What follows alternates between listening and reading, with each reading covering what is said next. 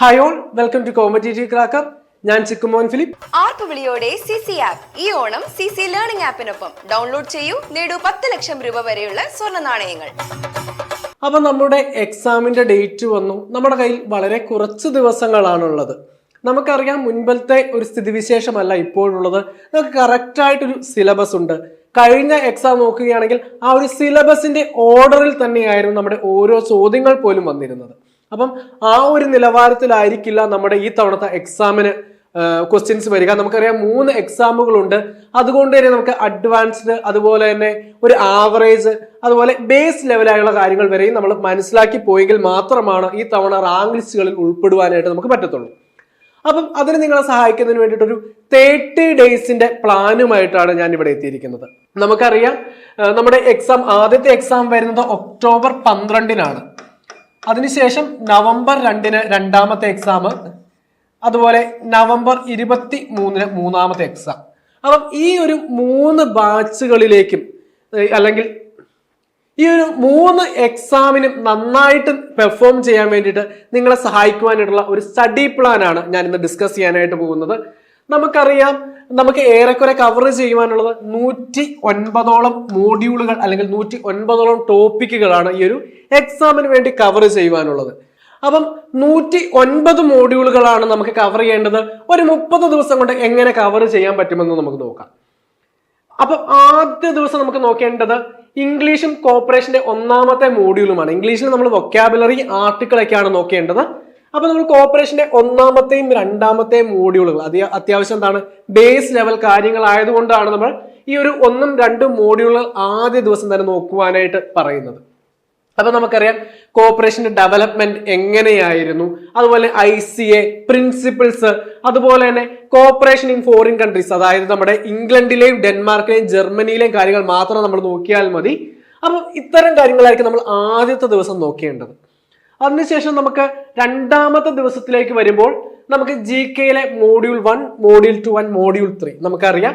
UNO, അതുപോലെ തന്നെ Indian freedom struggle ഉണ്ട്, ട്രാവൻകൂറിന്റെ ഹിസ്റ്ററി ഒക്കെയാണ് നമ്മൾ 2ാമത്തെ ദിവസം നോക്കേണ്ടത്. അതോടൊപ്പം തന്നെ അക്കൗണ്ടൻസിയുടെ മോഡ്യൂൾ 1ഉം 2ഉം 3ഉം അതും എന്താണ് ഒരു ബേസ് ലെവലായിട്ടുള്ള കാര്യങ്ങളാണ്. അക്കൗണ്ടൻസിയുടെ ടേമുകൾ, അത്തരം കാര്യങ്ങളൊക്കെയാണ് നമ്മൾ നോക്കേണ്ടത്. അപ്പൊ അടുത്ത ദിവസത്തിലേക്ക് പോകുമ്പോൾ നമുക്കറിയാം, നമ്മുടെ 3ാമത്തെ ദിവസം വരുന്നത് നമ്മൾ മാത്സിന്റെ കാര്യങ്ങളാണ്. അതായത് ഡെസിമൽസ്, ഫ്രാക്ഷൻസ്, അതുപോലെ തന്നെ ബേസിക് നമ്പേഴ്സ് ആൻഡ് ഓപ്പറേഷൻസ് ഒക്കെ ആയിരിക്കും നമ്മൾ 3ാമത്തെ ദിവസം നോക്കേണ്ടത്. അപ്പൊ 3ാമത്തെ ദിവസം നോക്കുന്ന മറ്റൊരു സബ്ജക്ട് എന്ന് പറയുന്നത് ബാങ്കിങ് ആണ്. ബാങ്കിങ്ങിന്റെ 1ാമത്തെയും 2ാമത്തെയും 3ാമത്തെയും മോഡ്യൂളുകളായിരിക്കണം നമ്മൾ ഈ ഒരു 3ാമത്തെ ദിവസം നോക്കേണ്ടത്.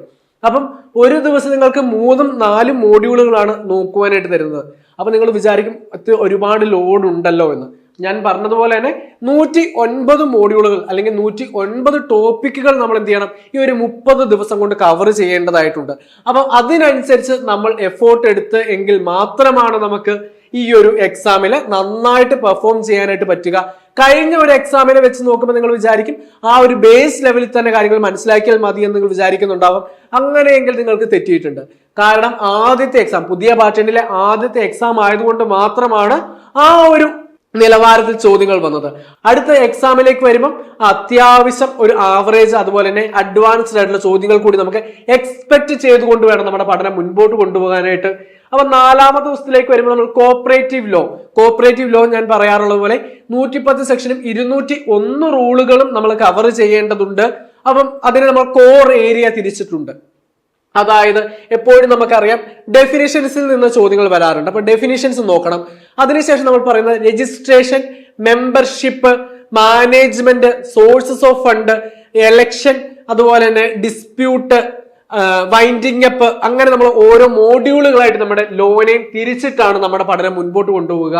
4ാമത്തെ ദിവസം നമ്മൾ എന്താണ് കോഓപ്പറേറ്റീവ് ലോയിലെ രജിസ്ട്രേഷനും ഇംഗ്ലീഷിന്റെ വൊക്കാബുലറി, അതുപോലെ പ്രൊപ്പോസിഷൻസ് ഒക്കെയാണ് നോക്കേണ്ടത്. ഇനി 5ാമത്തെ ദിവസം നമ്മൾ കോർപ്പറേഷന്റെ കമ്മിറ്റീസ്, നമുക്കറിയാം ഒരുപാട് കമ്മിറ്റീസ് നമുക്ക് നേരത്തെ പഠിക്കുവാനുണ്ടായിരുന്നു. ഇപ്പൊ വളരെ കുറച്ച് കമ്മിറ്റികൾ മാത്രമാണ് പഠിക്കുവാനായിട്ടുള്ളത്. ആ കാര്യങ്ങളായിരിക്കും നമ്മൾ നമ്മുടെ 5ാമത്തെ ദിവസം നോക്കുന്നത്. 6ാമത്തെ ദിവസത്തിലേക്ക് വരുമ്പോഴത്തേക്കും നമുക്കറിയാം പ്രോഫിറ്റ് ആൻഡ് ലോസ്, അതുപോലെ തന്നെ നമുക്കറിയാം ഇൻട്രസ്റ്റ്, സിമ്പിൾ ഇൻട്രസ്റ്റും ഉണ്ട്, കോമ്പൗണ്ട് ഇൻട്രസ്റ്റും, അതുപോലെ തന്നെ റേഷ്യോസ് ഇതൊക്കെ ആയിരിക്കണം നമ്മൾ നമ്മുടെ 6ാമത്തെ ദിവസം നോക്കുന്നത്. ഇങ്ങനെയായിരിക്കും നമ്മുടെ ഒരു 30 ദിവസത്തെ പ്ലാൻ പോകുന്നത്. നമുക്ക് 30 ദിവസം കൊണ്ട് നമ്മുടെ ഒരു 109 മോഡ്യൂൾസും കവർ ചെയ്യുന്ന രീതിയിലാണ് നമ്മുടെ ഒരു സ്റ്റഡി പ്ലാൻ വരുന്നത്. അപ്പം നമുക്കറിയാം 109 മോഡ്യൂൾസ് ഉണ്ട്. ആദ്യത്തെ എക്സാം ഒക്ടോബർ 12, അതിനുശേഷം നവംബർ 2, അടുത്തത് വരുന്നത് നവംബർ 25. അപ്പൊ നമ്മൾ എന്ത് ചെയ്യുന്നു, ആദ്യത്തെ എക്സാം ഒക്ടോബർ 12 എക്സാം ആകുമ്പോഴത്തേക്ക് നമ്മുടെ ടോപ്പിക്കുകൾ ഫുൾ കവർ ചെയ്ത് ഒരു ജസ്റ്റ് ഒരു റിവിഷൻ നടത്തുകയാണ്. ഈ ഒരു 30 ദിവസം കൊണ്ട് നമ്മൾ എന്ത് ചെയ്യുന്നു, ടോപ്പിക്ക് കവർ ചെയ്ത് ജസ്റ്റ് ഒരു റിവിഷൻ, ഫസ്റ്റ് റിവിഷൻ നമ്മൾ കംപ്ലീറ്റ് ചെയ്യുന്നു. ഇനി നമുക്ക് നോക്കിയാൽ അറിയാം ഒക്ടോബർ 12 മുതൽ നവംബർ 2 വരെ നമുക്ക് ഏറെക്കുറെ ഒരു മാസത്തോളം സമയമുണ്ട്. ആ ഒരു സമയം കൊണ്ട് നമ്മൾ എന്ത് ചെയ്യണം, സെക്കൻഡ് റൗണ്ട് റിവിഷൻ നടത്തണം. സെക്കൻഡ് റൗണ്ട് റിവിഷനാണ് നമ്മൾ നടത്തേണ്ടത്. അപ്പം ആദ്യത്തെ എക്സാമിനെ വെച്ചുകൊണ്ട് വേണം നമ്മൾ എന്ത് ചെയ്യാനായിട്ട്, 2ാമത്തെ റിവിഷൻ നടത്തുവാനായിട്ട്. കാരണം ആ ഒരു ക്വസ്റ്റ്യൻ പേപ്പർ കാണുമ്പോൾ നമുക്കറിയാം ഏതൊക്കെ ഏരിയക്കാണ് ഊന്നൽ കൊടുത്തിരിക്കുന്നത്, ഏതൊക്കെ ഭാഗങ്ങളിൽ നിന്നാണ് ചോദ്യങ്ങൾ വന്നിരിക്കുന്നത് എന്നൊക്കെ നമുക്ക് മനസ്സിലാവും. അപ്പം അതിനെ വിശകലനം ചെയ്തുകൊണ്ടുള്ള 2ാം ഘട്ട റിവിഷൻ ആയിരിക്കും നമ്മൾ നടത്തുക ഈ ഒരു ഒക്ടോബർ 13 മുതൽ നവംബർ 1 വരെ. ഇനി നമുക്കറിയാം നവംബർ 25 അല്ലെ, ഇത് 3ാം ഘട്ട റിവിഷൻ ആണ്. നമുക്ക് 1 പിഴച്ചാൽ 3 എന്നാണ്. ഇൻ കേസ് 1ാമത്തെ 2ാമത്തെ എക്സാമിന് നന്നായിട്ട് പെർഫോം ചെയ്യാൻ പറ്റാത്ത ആളുകൾക്ക് പോലും വളരെ സിമ്പിൾ ആയിട്ട് ക്രാക്ക് ചെയ്യാൻ വേണ്ടിതാ നമ്മൾ 3 വട്ടം റിവിഷൻ നടത്തുന്നു അല്ലെ. 1ാമത്തെ 2ാമത്തെ 3ാമത്തെയും റിവിഷൻ നമ്മൾ കംപ്ലീറ്റ് ചെയ്യുന്നു, ടോപ്പിക്കുകൾ കവർ ചെയ്യുന്നു. അതുപോലെ തന്നെ ഏറ്റവും ബേസ് ലെവൽ മുതൽ അഡ്വാൻസ് ലെവൽ വരെയുള്ള കാര്യങ്ങൾ മനസ്സിലാക്കിയിട്ടാണ് നമ്മൾ പോകുന്നത്. അപ്പം ഈ ഒരു ബാച്ചിലേക്ക് ജോയിൻ ചെയ്യാനായിട്ട് ഞാൻ പറഞ്ഞു, നമ്മുടെ ഒരു 30 ഡേയ്സിന്റെ ബാച്ച് നമ്മൾ സ്റ്റാർട്ട് ചെയ്യുന്നുണ്ട്. ആ ഒരു ബാച്ച് ജോയിൻ ചെയ്യുന്നവർക്ക് എന്തുണ്ട്, ഈ ഒരു നമ്മുടെ ഫസ്റ്റ് റിവിഷനും സെക്കൻഡ് റിവിഷനും അതുപോലെ തേർഡ് റിവിഷനും എല്ലാം കംപ്ലീറ്റ് ഫ്രീ ആയിട്ട് കിട്ടുന്നതായിരിക്കും. അപ്പൊ നമ്മുടെ ഈ ഒരു കോഴ്സിലോട്ട് ജോയിൻ ചെയ്യുവാനായിട്ടും അതിന്റെ കൂടുതൽ ഡീറ്റെയിൽസിന് എന്ത് ചെയ്യുക, നമ്മുടെ ഈ ഒരു ബോർഡ് നമ്പറിൽ കോൺടാക്ട് ചെയ്താൽ മതി. നമ്മുടെ ഈ ബോർഡ് നമ്പറിൽ കോൺടാക്ട് ചെയ്യുക. അല്ലെങ്കിൽ നമ്മൾ എന്ത് ചെയ്തിരിക്കാം, നമ്മുടെ കമന്റ് ബോക്സിൽ ഒരു ഗൂഗിൾ ഫോം കൊടുത്തിരിക്കാം. അതിൻ്റെ അകത്ത് നിങ്ങൾക്ക് എന്ത് ചെയ്യാൻ, രജിസ്റ്റർ ചെയ്ത് നമ്മുടെ കോഴ്സിനെ കുറിച്ച് കൂടുതൽ ഡീറ്റെയിൽസ് അറിഞ്ഞുകൊണ്ട് നിങ്ങൾക്ക് അഡ്മിഷൻ എടുക്കുവാനായിട്ട് പറ്റും. അപ്പം അടുത്ത എക്സാം നമുക്ക് വേണ്ടിയിട്ടുള്ളതാണ്. കഴിഞ്ഞ എക്സാമിന് നന്നായിട്ട് പെർഫോം ചെയ്യാൻ പറ്റാത്തവർ നിരാശരായിരിക്കുമെന്നും വേണ്ട. നിങ്ങളുടെ മുൻപിൽ 3 അവസരങ്ങളാണ് ഇനി വന്നിരിക്കുന്നത്. ഈ ഒരു എക്സാം എന്ത് ചെയ്യുക, നന്നായിട്ട് പ്രിപ്പയർ ചെയ്ത് നമുക്ക് ക്രാക്ക് ചെയ്യുക. അപ്പം ഇതുപോലുള്ള യൂസ്ഫുൾ വീഡിയോസിന് നമ്മുടെ ഈ ചാനൽ ഒന്ന് സബ്സ്ക്രൈബ് ചെയ്തേക്കുക. നമുക്ക് മറ്റൊരു വീഡിയോ കാണാം. Thank you. ആർപ്പുവിളിയോടെ CC ആപ്പ് ഈ ഓണം CC ലേണിംഗ് ആപ്പിനൊപ്പം ഡൗൺലോഡ് ചെയ്യൂ, നേടൂ 10 ലക്ഷം രൂപ വരെയുള്ള സ്വർണ്ണ നാണയങ്ങൾ.